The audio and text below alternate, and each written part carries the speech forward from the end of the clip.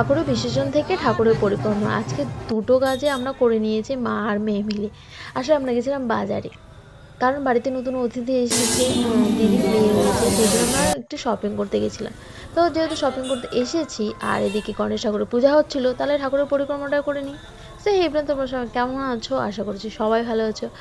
আর আজকে আমরা আর কি ঠাকুরের পরিক্রমা করলাম। আর ঠাকুরের পরিক্রমা করতে করতে যখন বাড়ি ফিরলাম আর কি, তখন শুনলাম যে ঠাকুরের আজকে বিসর্জন হচ্ছে। এটা একটু অবাক করা বিষয়। যাই হোক, আমরা জানি না সেই কারণে এটা আর কি হলো। তো দেখো, এটা আমাদের শিব মন্দিরের ঠাকুর আর কি। শিব মন্দিরে আমাদের তিনটা মানে ঠাকুরের পূজা হয়েছে, প্লাস হচ্ছে মেডিকেল মোড়েও হয়েছে। তো সেখানে আমরা যাই নাই, এই আশেপাশে যেগুলোই হয়েছে সেগুলোই একটু দর্শন করে নিলাম।